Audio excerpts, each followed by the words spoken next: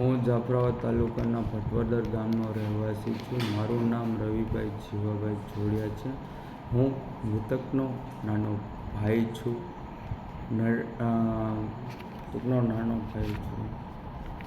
એ 3 દિવસ પહેલાં મારા ભાઈ નરેશનું પોલીસ મારવાથી મૃત્યુ નિપજાવેલ છે.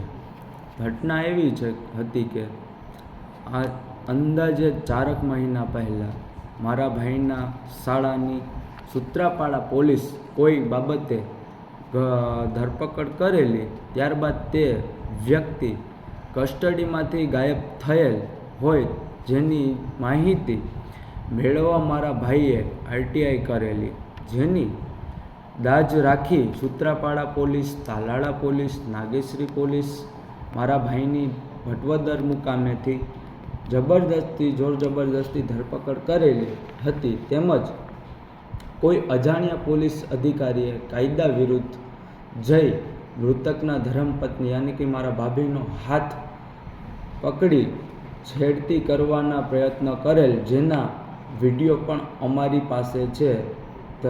ધરપકડ બાદ ઢોરમાર મારતા ગાડીમાં બેસાડી ગયેલ. ત્યારબાદ શું ઘટના બની તે મને ખબર નથી, પણ મારા ભાઈનું પોલીસ સ્ટેશનમાં ઢોર મારવાથી મૃત્યુ થયેલ હોય તેવી મને શંકા છે.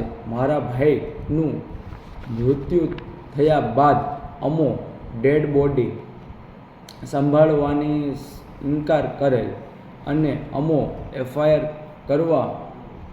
કરવા માટે સમાજના આગેવાનો સાથે નાગેશ્રી પોલીસ સ્ટેશનમાં ગયેલ, પરંતુ નાગેશ્રી પોલીસ દ્વારા FIR નોંધવાનો ઇનકાર કરેલ, જેથી અમારા ધારાસભ્ય શ્રી હીરાભાઈ સોલંકીએ આ બાબતે જાણ કરતાં આ નાગેશ્રી પોલીસ સ્ટેશને પર આવેલ અને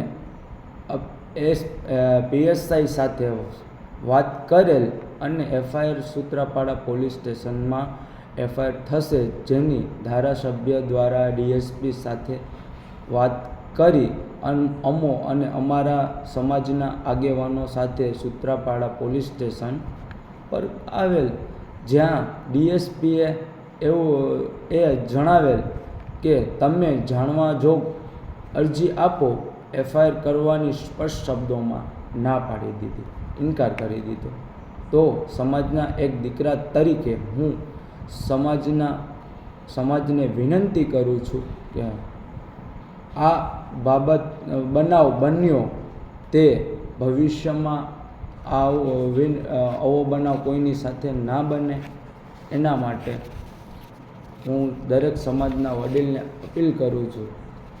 અને મારી એક અરજી છે કે FIR કરી જવાબદાર તમામ અધિકારી સામે ગુનો દાખલ કરવામાં નહીં આવે તો હું મારા સહપરિવાર સાથે SP કચેરીએ આત્મહત્યા કરીશું, જેની તમામ જવાબદારી પોલીસ તંત્રની રહેશે, જેની ગંભીર નોંધ લેવી. જય હિન્દ, જય કોળી સમાજ, જય માતાજી.